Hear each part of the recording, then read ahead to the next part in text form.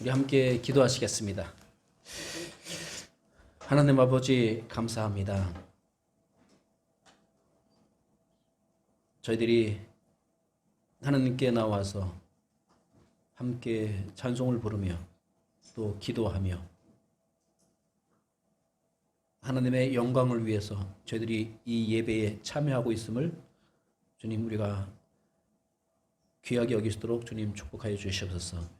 이 시간 하나님 아버지 부족한 종이 하나님의 말씀을 대신 전하오나 성령님이여 역사해 주셔서 하나님의 능력의 말씀이 온전히 선포되어지게 도와주시고 이 말씀이 모든 성도의 그 마음을 주장하여 주셔서 하나님께서 기뻐하시는 그 마음밭으로 하나님께서 기뻐하시는 그러한 성도의 모습으로 저희 모두가 더욱 변화되어서 예수 그리스도의 장성한 믿음의 분량처럼 성장할 수 있는 능력 있는 온 성도 되시도록 주님 축복하여 주시옵소서.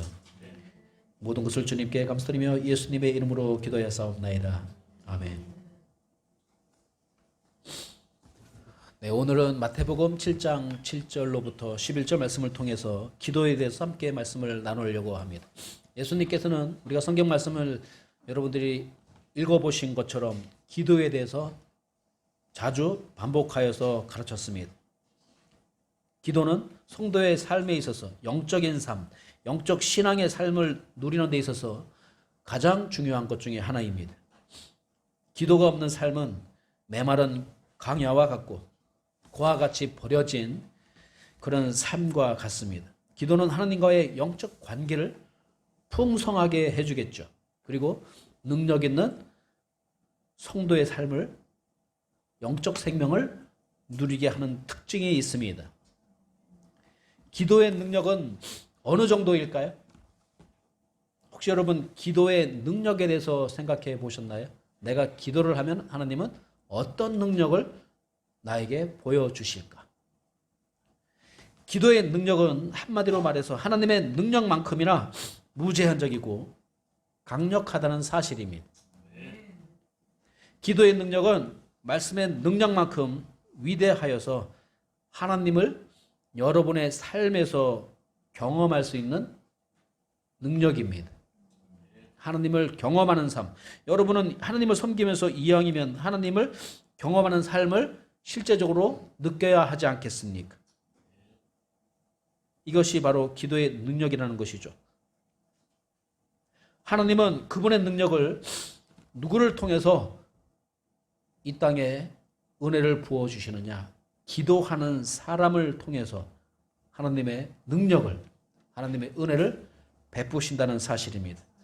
하나님이 주시는 기도응답은 중요한 사실인데 기도응답은 기도의 분량만큼 이루어진다. 기도응답은 기도한 만큼 이루어진다 이 말씀이죠. 지극히 간단한 이야기지만 이것이 바로 하나님의 원리입니다. 기도하는 만큼 뭐가 일어난다고요? 기도의 응답이 일어난다 이 말씀입니다. 그건 너무나 당연한 것이지만 우리가 얼마큼 기도의 능력을 과연 우리는 소중히 여기며 살아왔던가? 우리 신앙생활에 있어서 말씀과 기도가 사실은 말씀과 기도가 조화를 이룰 때 성도가 성도다운 삶을 살 수 있는 비결인데 과연 우리 삶 속에 말씀과 기도가 얼마나 조화를 이루고 있는가? 이것을 우리 함께 오늘 말씀을 통해서 그 원리를 배우고 또 실천할 수 있기를 원합니다. 첫 번째 기도는 뭐냐? 구하는 것입니다. 한번 여러분 속으로 한번 생각해 보십시오. 기도는 뭐 하는 거라고요? 네, 구하는 것입니다. 왜 우리는 기도해야 할까요? 왜 기도해야 합니까? 예수님의 명령이기 때문입니다. 하나님의 명령이라는 사실입니다. 주님께서는 우리가 기도의 방법을 배운다든지 이 주님께서 산상수훈 말씀하실 때에 너희가 기도할 때에 이렇게 표현합니다. 그것은 곧 무엇이냐? 기도는 당연한 것임을 배경에 두고 선포하신 것이죠. 그러면서 이렇게 기도하라 라고 말씀하고 있는데 기도의 원리를 가르치셨습니다.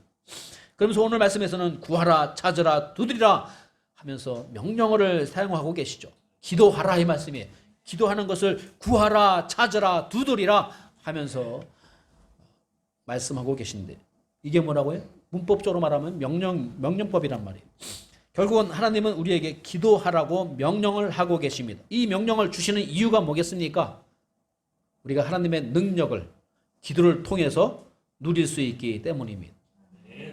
여러분이 섬기는 하나님의 능력이 여러분의 삶 가운데 나타나야 하지 않겠습니까? 그것이 신앙생활하는 이유 아니겠습니까?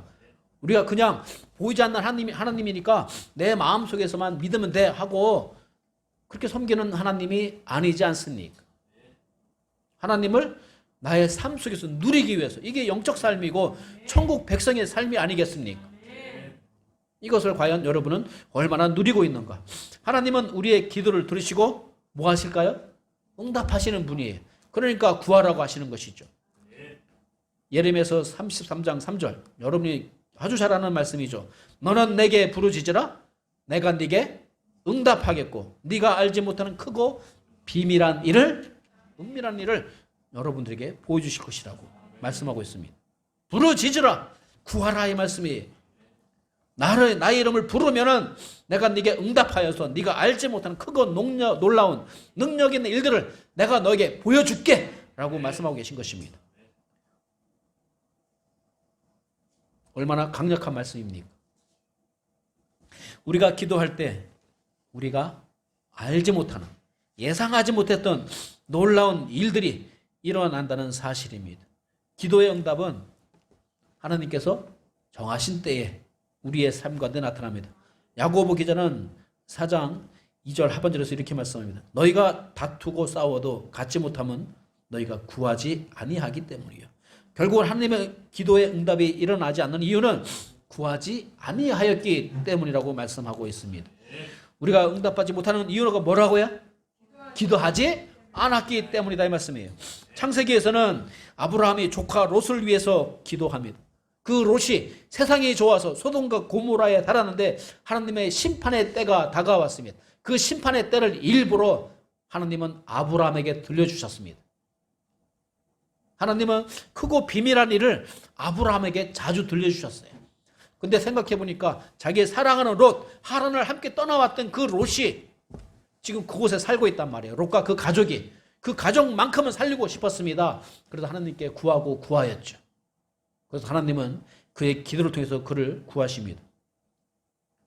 창세기 19장 29절 말씀 보면 하나님께서 그 평야의 도시들을 멸하실 때 곧 롯이 거하던 도시들을 엎어 멸하실 때에 하나님께서 아브라함을 기억하사 그 엎어시는 가운데 롯을 내보내셨더라. 누구를 기억하사? 아브라함이 기도하였기 때문에 그 기도에 대한 응답으로 롯의 가족만큼은 구하고자 하셨던 것을 우리가 말씀을 통해서 읽게 됩니다. 여러분, 출애굽기 17장에는 광야에서 이스라엘과 아말렉이 싸움을 하게 됩니다. 이 전쟁 가운데 모세가 무엇을 하였죠? 제가 말씀을 읽을까요? 11절에 보게 되면 모세가 손을 들면 이스라엘이 이기고 그가 손을 내리면 아말렉이 이기더라. 이렇게 말씀하고 있습니다. 모세가 간절히 기도할 때, 그러나 그는 혼자 기도한 것이 아니었어요. 혼자 손을 들고 있는데 너무 힘들었어요. 그랬더니 아론과 홀이 옆에서 함께 기도를 돕고 있죠. 그래서 그 손이 내려오지 않자 이스라엘이 이기고, 손이 내려오면 힘들어서 손을 내리면 아말렉이 이기더란 말이에요. 그러니까 함께 합심하여서 모세의 기도를 도와주었을 때에 해가 멈춰설 정도로 하나님은 응답하시면서 역사하시면서 이스라엘이 아말렉을 물리치도록 허락하셨다는 사실입니다. 자연까지 멈추시면서 말입니다. 결국은 기도는 무슨 표현이냐? 하나님을 향한 믿음의 표현입니다. 믿음이 있다 하면서 행함이 없느냐? 그 말씀 속에는 야고보 선지자가 야고보가 얘기하죠. 야고보서를 통해서 야고보가 뭐라고 얘기합니까? 야, 믿음이 있다고 하면서 왜 행함이 없느냐? 선한 일을 행할 줄 알면서 왜 행하지 않느냐? 그 속에는 무엇이 포함되어 있느냐? 기도도 포함되어 있다는 사실입니다. 기도할 줄 알면서 기도하지 않는 것도 죄라는 사실을. 그래서 사무엘은 그가 은퇴한 다음에 뭐라고 합니까? 내가 이 백성을 위해서 기도를 멈추는 죄를 범하지 않겠다고 하면서 기도와 죄를 연관시켰던 것을 보게 됩니다. 하나님의 명령을 순종하지 않는 것은 불순종 아닙니까? 우리가 하나님의 자녀라면 하나님의 말씀에 순종하여서 기도하기를 힘써야 되는 것이죠. 말씀과 기도로 우리가 주님을 닮아갈 수 있기 때문입니다. 이게 성도의 정체성이 아니겠습니까?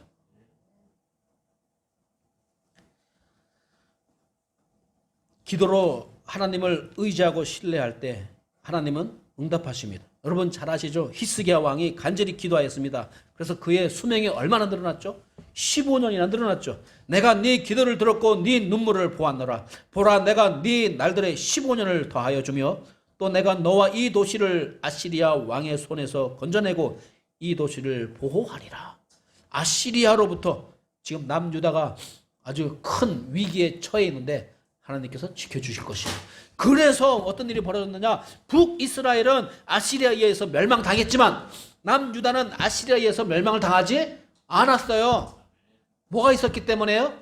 기도가 있었기 때문이죠. 하나님을 향한 기도가 있었기 때문에 이 히스기야 왕의 생명만 연장시킨 것이 아니라 남유다가 북이스라엘과 함께 멸망할 그 위기에서 그 위기로부터 구해주셨다 이 말씀이에요. 이게 바로 기도의 능력 아니겠습니까? 하나님의 응답은 사람이 할 수 없는 큰 일을 보게 한다는 사실이죠. 여러분 다니엘이 기도합니다. 하나님은 그에게 지혜를 주셔서 바벨론, 당시에 초강대국 바벨론의 총리가 되게 하셨습니다. 왕의 은총을 입도록 하셨고, 느헤미야가 기도하자 어떤 일이 벌어집니까? 그동안 쌓아도 쌓지 못하던, 하다가 맨날 실패하던 예루살렘 성벽이 52일 만에 다시 재건축될 수 있었습니다. 뭐 때문에요? 기도 때문에 말입니다. 에스더가 기도합니다. 그랬더니 위기에 빠졌던 유대 민족이 다 몰살당할 뻔한 위기에서 살아날 수 있다는 사실이죠. 죽으면 죽으리이다 하면서 나를 위해서 나도 가서 금식하면서 기도하겠으니 온 백성으로 하여금 금식하면서 기도를 하게 해달라고 선포해달라고. 그 기도의 능력이 나타났던 것이죠. 신약 성경에서는 120명의 성도가 함께 모여서 그들이 마가의 다락방에서 기도합니다. 열흘 동안 기도할 때에 성령님이 임하시게 되었고 그것이 바로 오순절이고 그날에 온 성도들이 성령 충만하였을 때 베드로 나가서 복음을 선포합니다. 그랬더니 사람들이 우리가 어찌할꼬 어떻게 해야 우리도 하나님의 백성으로 살아갈 수 있겠는가 하면서 유대인들의 마음에 회개가 일어났고 그날에 3,000명이 더해졌던 것을 보게 됩니다. 기도는 하나님의 성령으로 충만하게 되는 비결입니다. 이것이 바로 초대교회가 부흥하였던 비결 아니겠습니까? 기도하고 성령 충만의 역사가 나타났기 때문에 하나님의 능력을 그들이 경험하니까 사람들도 그 하나님의 능력 앞에 다 회개하고 돌아올 수 있는 것이죠. 여러분 기억해 보십시오. 이스라엘 백성들이 1500년 동안 율법을 지켜왔고 그러는 와중에 당시에 유대교만이 하나님을 섬기는 그들의 민족적 종교라고 생각을 했어요. 그런데 그 유대교에서 기독교인이 된다는 것은 보통 일이 아닙니다. 여러분 신천지에 있던 사람이 정통교회로 오기가 그리 쉬운 일이 아니에요. 뼛속까지 이단 사상이 들어가 있어가지고 그들은 뼛속까지 율법에 익숙해 있던 사람이에요. 안식일을 거룩하게 지키던 사람들이라고요. 근데 안식일을 폐하고 주일날 함께 모여서 하나님을 예배한다는 것은 그리 쉬운 일이 아닙니다. 그것이 무엇 때문에 가능했다고요? 성령 충만하니까 하나님의 능력이 나타나니까 하나님의 뜻을 옳게 분별하고 그것에 그들은 순식간에 순종할 수 있는 역사가 나타난 것입니다. 사도행전을 보게 되면 베드로도 마찬가지였어요. 야 유대인이 어떻게 이방인의 집에 가? 그 절대 있을 수 없는 일이에요. 당시에 유대교적 전통에 의하면. 그런데 그가 이 요바에 있는 집에서 졸다가 꿈을 꾸게 되죠. 하나님의 그 음성을 듣게 된단 말이에요. 가라 이거예요. 이방인의 집이라도. 그래서 마음이 내키진 않았지만 가라 하시니 그냥 갔습니다. 가서 왜 나를 불렀는가 하랬더니 그곳에서 기도하는 사람이 있었어요. 그죠? 고넬료라는 사람은 기도하는 사람이었어요. 기도하는 가운데 하나님께서 응답하신 것이죠. 요바에 지금 시몬이 와 있는데 그 사람을 초청하라. 그러면 하나님께서 그 사람을 통해서 너에게 주실 말씀이 있다. 그 초청했더니 이분이 예수님을 전하였고 그곳에 있는 사람들이 다 예수님 믿기로 작정하니까 성령님이 임하시게 되었고 베드로가 그때 깨닫게 된 것은 야 교회는 유대인들로만 구성되는 것이 아니구나. 이방인들에게도 하나님께서 허락하신 곳이구나. 깨닫게 됐단 말이에요. 누구의 기도를 통해서요? 고넬료라는 사람의 기도를 통해서 말입니다. 이게 기도의 응답이란 말이에요. 여러분, 베드로가 옥에 갇혔습니다. 그랬더니 어떤 일이 벌어졌죠? 사도행전 12장 5절 말씀 보면, 그러므로 베드로는 감옥에 갇혔으나 교회는 그를 위하여 끊임없이 하나님께 기도하더라. 어떤 일이 벌어졌습니까? 기도의 결과, 옥문이 열리고 베드로가 옥에서 나와서 다시 성도들을 만날 수 있는, 당시에 옥에 갇힌다는 것은 언제 죽임을 당할지 모르는 위기였습니다.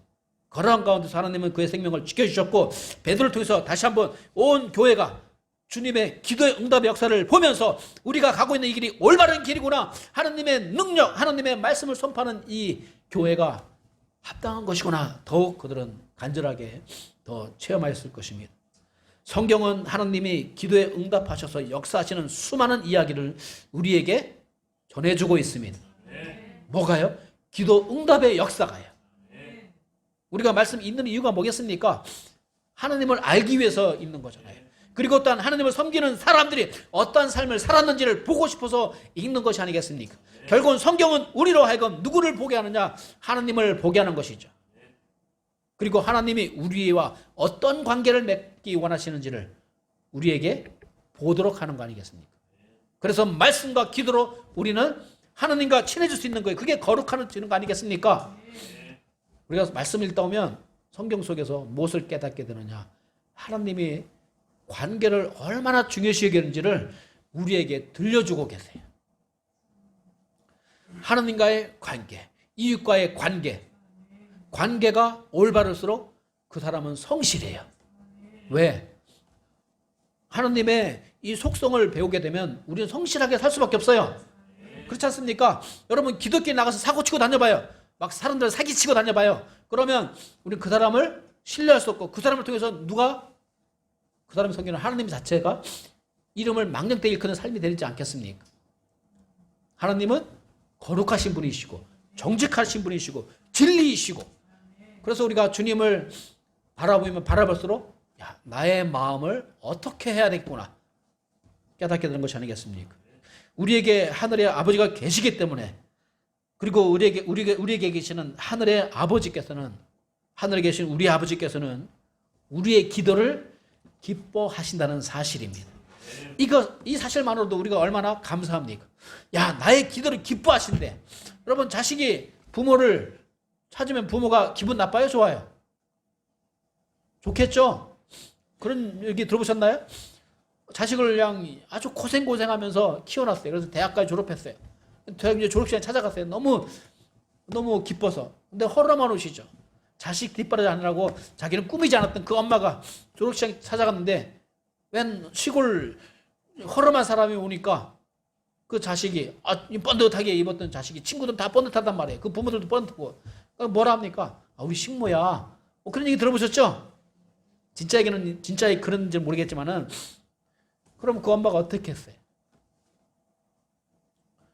그 순간에 자식이 우리 어머니야 하고 부둥켜 안으면 얼마나 그 어머니의 마음이 기뻤겠어요. 그죠?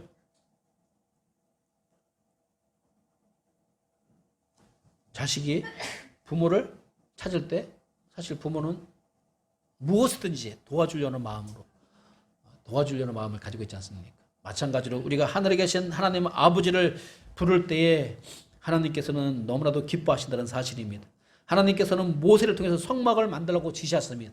그 성소의 중앙에 무엇이 있었느냐? 분향단이 있었어요. 이 분향단이라는 것은 향을 피워놓은 곳이란 말이에요. 이 향은 누구냐? 예수 그리스도의 향기예요. 예수 그리스도의 중보의 기도를 상징하는 곳이라고 해요. 바로 우리의 기도를 의미하는 것이다 이 말씀이죠. 성소에서도 기도가 그만큼 중요했다 이 말씀이죠. 우리 성도에게도 뭐가 중요하다고요? 기도는 무척 중요하다는 사실을 우리가 꼭 기억하기를 원합니다. 우리는 하나님의 성전으로서 가장 소중한 영적인 삶이 기도임을 알고 그 명령에, 기도하라는 명령에 순종할 수 있어야 합니다. 우리는 기도를 통해서 하나님을 영적으로 만날 수 있으며 하나님께서 주시는 새 힘의 능력으로 살아갈 수 있습니다.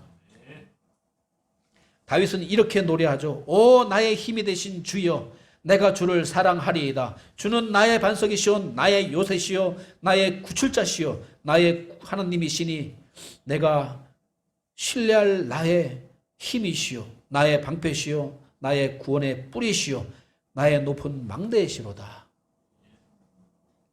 다윗은 하나님을 의지하였기 때문에 그 하나님이 자신에게 능력이 되셔서 반석이 되고 방패가 되고 요새와 같은 그런 분이 되심을 그는 노래하였습니다.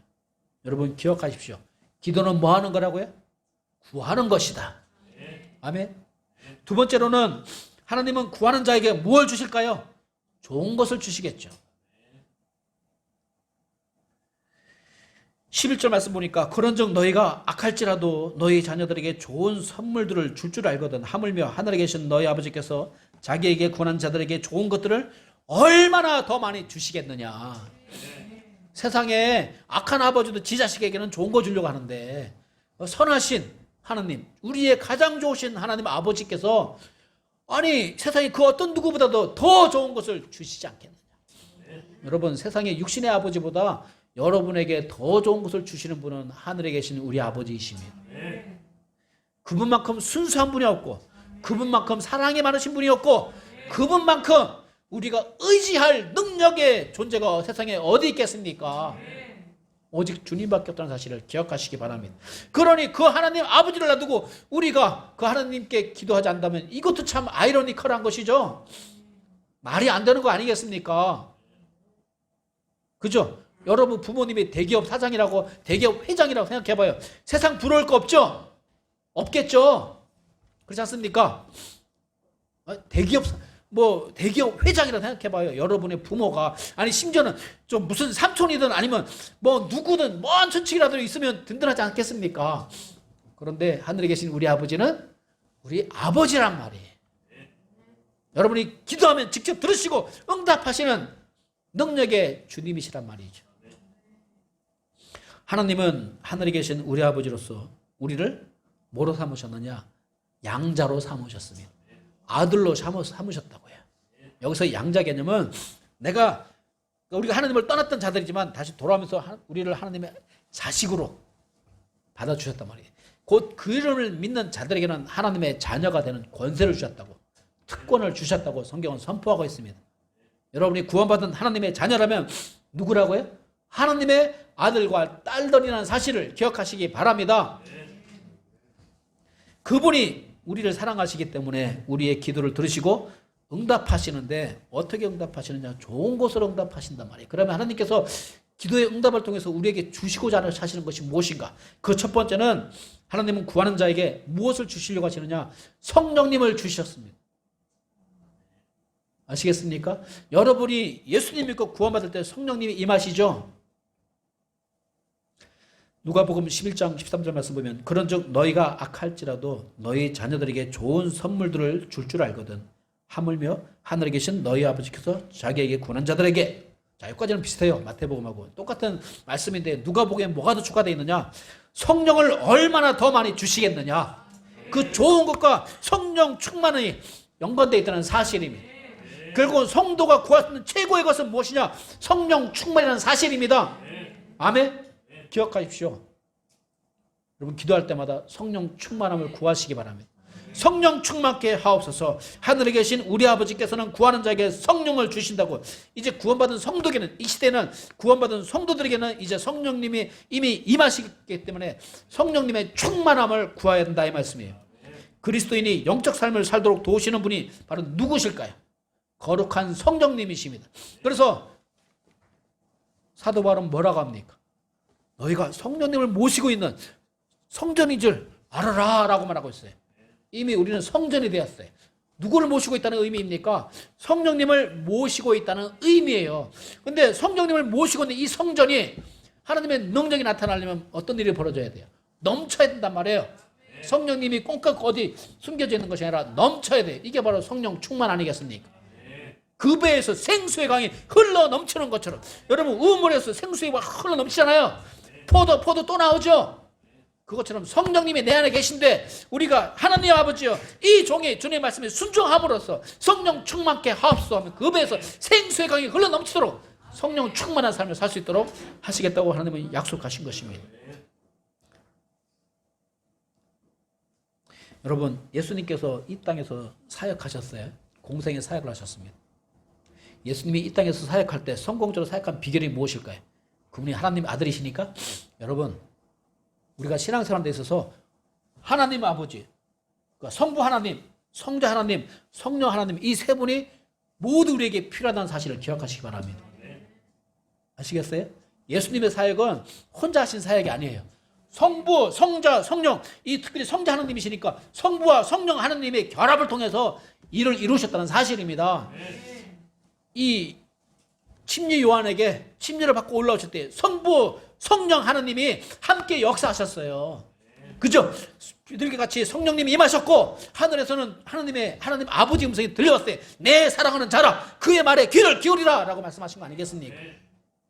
성부, 성령 하나님의 함께 성자 하나님과 역사하심으로써 예수님은 사역을 성공적으로 마칠 수 있었다는 사실이에요. 겟세마네 동산에 기도합니다. 아버지여 웬만하면 이 잔을 내게서 옮기시옵소서. 너무 앞에 있는 그 고난의 길이 너무 힘들고 어려웠기 때문에 혼자 감당할 수 없단 말이에요. 그러나 성부 하나님, 성령 하나님이 함께 그 사역에 동참하였기 때문에 나의 원대로 마옵시고 아버지 뜻대로 하옵소서. 누가 역사하셨어요? 성령 충만하심이 역사하셨단 말이에요. 그렇기 때문에 예수님이 십자가에서 성공적으로 구속의 사역을 완성할 수 있다는 사실입니다. 그러니 우리가 이 땅에서 성령 충만하다는 것은 뭐냐? 사실은 이 각 시대마다 하나님께서 역사하시던 그 어떤 분이 더 크게 역사하셨는지가 나타나요. 예를 들어서 구약 성경에서는 성부 하나님이 더 크게 역사하시고 그러나 중간중간에 성령 하나님, 성자 하나님이 역사하기도 하셨습니다. 그리고 교회 시대는 무슨 시대냐? 성령 시대라고 그래요. 성령님이 임하셔서 성도와 함께 하시면서 일을 하신단 말이에요. 그런데 우리가 성령님을 따라가지 않아요. 우리가 누구 이름으로 기도합니까? 우리의 영원한 종보다 되시는 예수 그리스도 이름으로 하나님 아버지께 누구의 도움을 받아서? 성령님의 도움을 받아서 기도한단 말이에요. 이게 성도의 삶이에요. 하나님 아버지 영광을 위해서 구원받은 예수 그리스도로 구원받은 우리가 성령님과 함께 충만하신 가운데서 주님의 일을 감당할 수 있다는 사실입니다. 그런데 성부, 성자, 성령 하나님이 함께 역사하기 위해서는 뭐가 필요하다고요?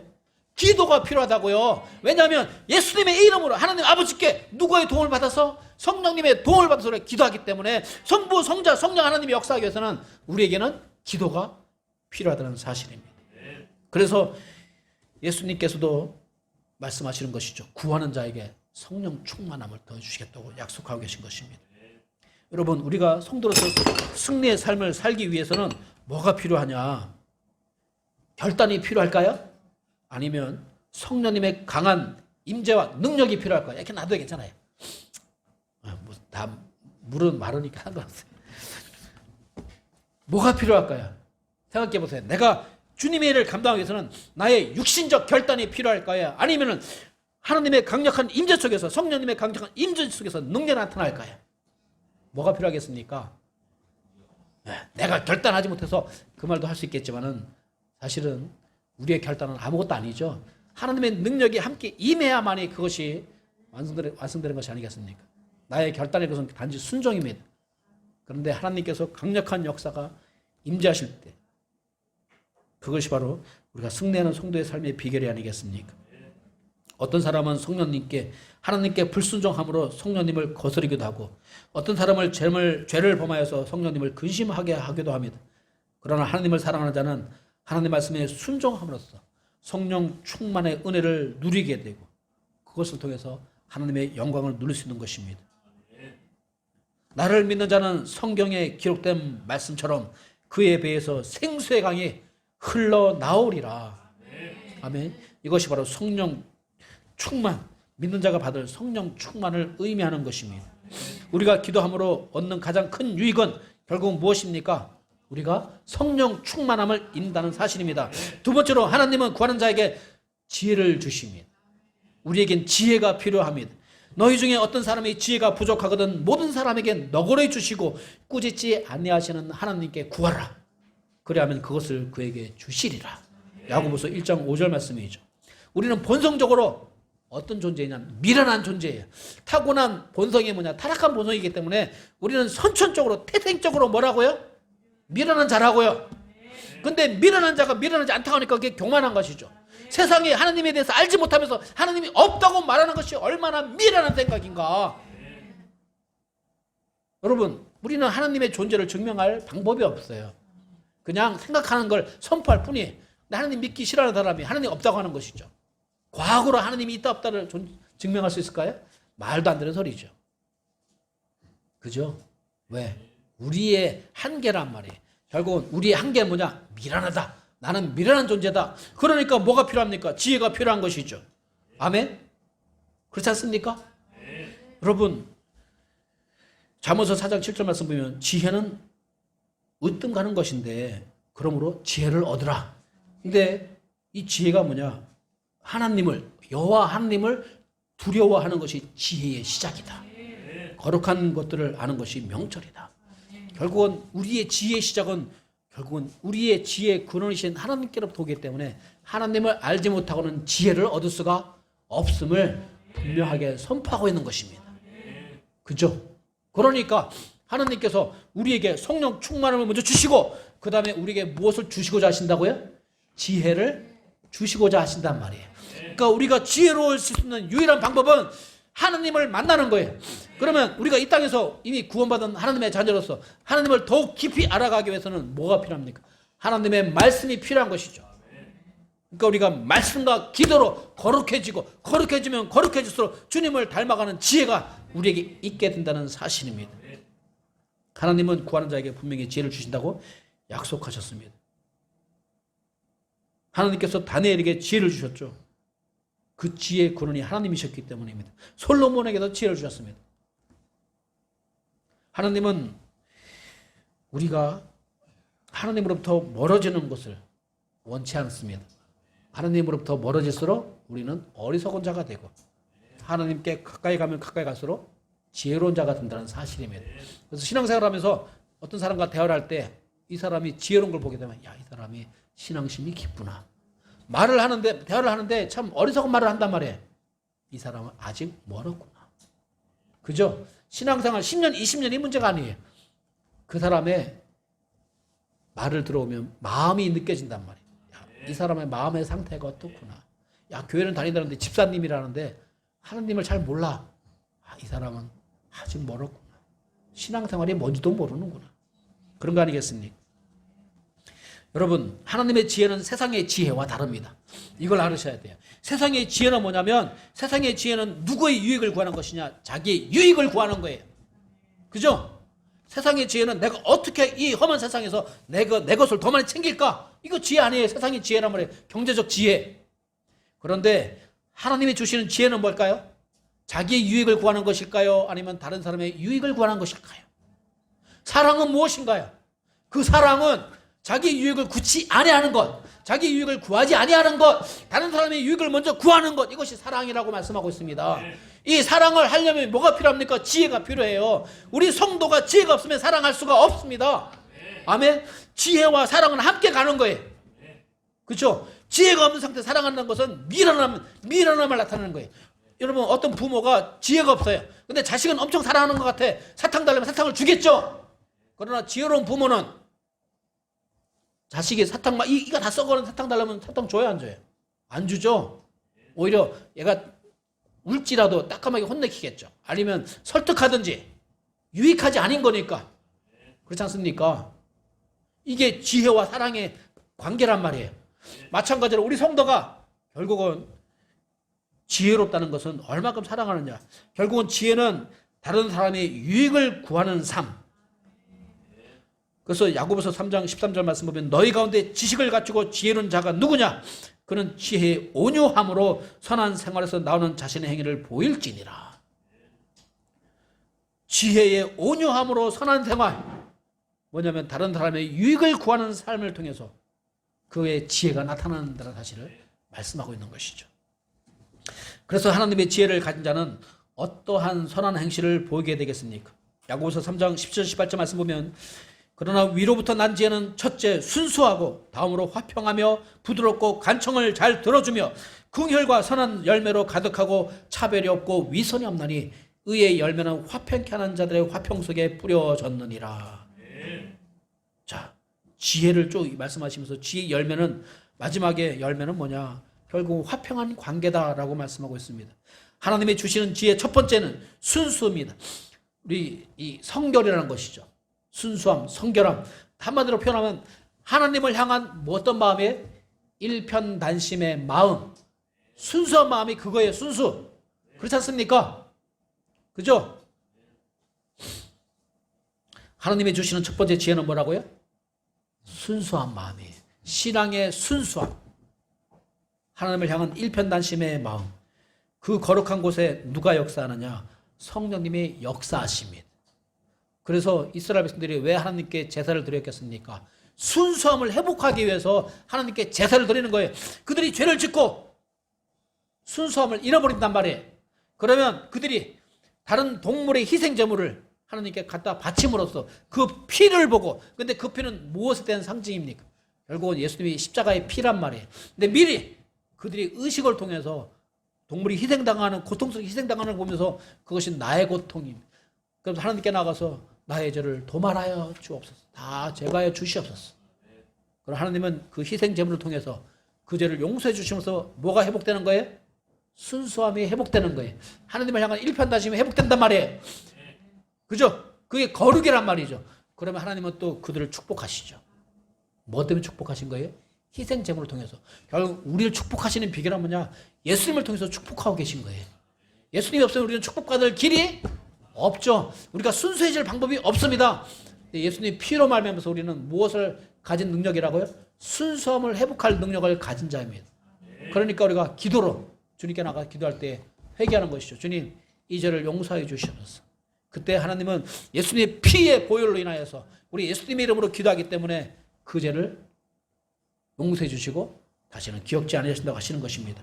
두 번째는 화평입니다. 지혜로운 자는 다투는 자가 아니요 무엇을 추구하는 자라고요? 화평을 추구하는 자입니다. 아멘. 관계의 회복을 추구하는 자란 말이에요. 자신이 조금 손해를 볼지라도 화평케 하는 자. 저 사람하고 똑같이 싸울, 우리 따지기 좋아하잖아요. 요즘 현대들 얼마나 잘 따집니까? 그죠? 살벌하죠. 뭐 조금만 접촉사고 나봐요. 그냥 엄청 따져가지고 지껏 챙기려고 하잖아요. 그죠? 정말 너무 살벌한 세상이에요. 근데 우리 성도는 혹시 접촉사가 났어도 웬만하면 괜찮아요. 할 수 있어야 돼요. 화평을 추구하는 자가 되어야 한단 말이에요. 손해를 보더라도 말입니다. 하나님께 기도하는 자는 하나님이 주시는 평화를 누릴 수 있어야 합니다. 마음의 평안을 주시고 관계도 평안을 누리게 하십니다. 셋째로 부드럽고 간청을 잘 들어주는 사람이 되어야 하는 것이죠. 그런 지혜를 주고 싶어 하셔요. 하나님은 우리에게. 여러분, 누군가가 여러분에게 부탁하면 부드럽게 간청을 잘 들어주시나요? 온유한 자가 되어야 한단 말이에요. 그게 뭐라고요? 지혜로운 성도의 삶, 지혜로운 성도의 선한 삶이란 말이죠. 네 번째로는 긍휼과 선한 열매로 가득하여 거짓이 차별과 위선이 없는 삶. 하나님이 주시는 지혜의 삶은 긍휼의 마음이 가득하여서 거짓되거나 사람을 차별하지 않는 지혜예요. 우리가 바깥에 나가면 우리는 이 현대 문명에 물들어 있기 때문에, 물질 만능주의에 물들어 있기 때문에 막 좀 뭔가 있어 보이고, 그러면 우리의 태도가 달라지고, 뭔가 없어 보이고 이러면 또 태도가 달라지죠. 그렇지 않습니까? 그건 전하고 똑같아요. 전하고 다를 줄 알아요? 아니에요. 똑같아요. 아시겠죠? 한 번은 어떤 교회 갔어요. 제가 젊었을 때죠. 이 젊은 사람의 착각이 있어요. 젊은 사람들 착각이 뭐냐면 내가 저 분보다 더 똑똑하다는 생각이 있어요. 착각이에요. 그죠? 물론 공부는 더 했겠죠. 자, 그러나 그 어리석은 얘기. 그래서 제가 어떤 이제 전도사 때인가 아마 그랬던 것 같아요. 이제 어떤 교회 갔는데 목사님 설교하는데 막 설교도 못하고. 그럼 어떤 생각이 들어요?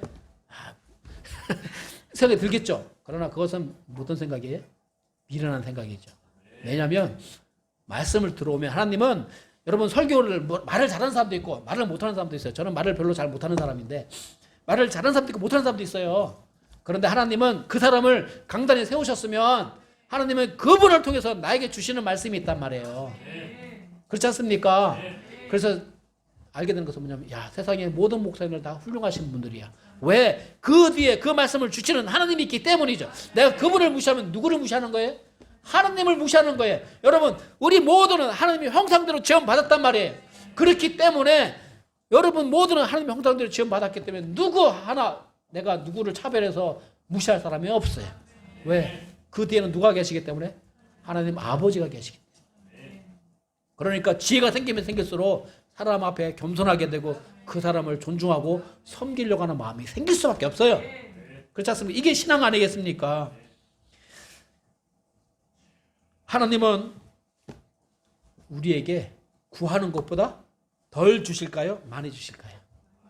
하나님은 우리가 구하는 것보다 넘치게 주십니다. 에베소서 3장 20절 말씀 보면 이제 우리 안에서 일하는 권능에 따라 우리가 구하거나 생각하는 모든 것 이상으로 심히 넘치도록 능히 행하실 분에게. 하나님은 우리가 구하면 다른 사람을 통해서 막 꽉꽉 채우고 꾹꾹 누르고 흔들고 막 해가지고, 여러분 그거 보셔서 옛날에 그 우리 쌀 하던 말 있잖아요. 말. 그죠? 시골에서 말에다가 쌀 해서 이렇게 주잖아요. 그럼 어떤 분은 넉넉한 분들은 어떻게 해요? 탁 자르는 것이 아니라 막 흔들어가지고 수북하게 해서 이렇게 쫙 주고 그랬잖아요. 그 시골 민심이죠. 그죠? 그런 거 아니겠습니까? 주님이 바로 그런 분이시란 말이에요. 이런 마음 뭐냐? 사랑이 많은 사람은 그렇게 준단 말이에요. 어떤 거 막 따진 사람은 탁 잘라가지고 그냥 딱 준단 말이에요. 주님은 사랑의 근원이시죠. 우리가 기도하면 우리가 기도하는 것 이상으로 넘치게 채워주시는 분입니다. 사실은 하나님은 우리가 기도할 때 우리에게 뭐가 필요한지를 다 알고 계셔요. 그런데 왜 기도를 하라고 하느냐? 우리가 기도하지 않고 공급받으면 이것에 대한 은혜를 몰라요. 우리가 하나님의 은혜를 모를수록 우리는 어떻게 됩니까? 하나님과 멀어져 간단 말이에요. 하나님은 우리의 최선을 아시기 때문에 우리의 삶을 향한 최선을 위해서 하나님은 우리를 인도하시고 보호하고 가시는 것이죠. 이왕이면 더 주님을 닮아서 천국에서 더 하나님의 은혜와 축복을 누리기를 기대하시기 때문에 하나님께서는 우리에게 넘치도록 주시려고 하시는 분이심을 기억하시기 바랍니다. 자, 그러므로 우리가 어떻게 해야 되겠습니까? 하나님께 구하고, 그리고 구할 때 하나님은 우리에게 우선순위로 성령 충만함을 주시고자 하시는 것을 기억하시고, 우리에게 지혜를 주고자 하심을 기억하시고, 마지막으로 우리가 구할 때 내가 생각하는 그 이상으로 최선의 것으로 충족시켜 주시는 분임을 믿으시기 바랍니다. 그리고 기도함으로써 하나님의 능력을 삶 속에서 하나님을 경험하는 삶을 우리가 다 살아야 하지 않겠습니까? 기도하시겠습니다. 찬양과 존귀와 영광을 받으시게 합당하신 하나님 아버지, 우리가 하나님을 얼마나 알고 있는지 우리 각자 점검할 수 있도록 도와주시옵소서. 하나님을 예배하고 하나님을 향해서 찬송을 드리지만은 과연 우리가 얼마나 하나님의 은혜를 기억하고 있는지, 하나님 아버지의 크고 놀라운, 우리가 말로 표현할 수 없는, 또 우리가 다 인지할 수 없는 그 크신 주님의 사랑과 지혜와 능력을 우리가 말씀과 기도를 통해서 더욱 깨닫고 누리며 살 수 있도록 주님 축복하여 주시옵소서. 모든 것을 주님께 감사드리며 예수님의 이름으로 기도해서 옵나이다. 아멘.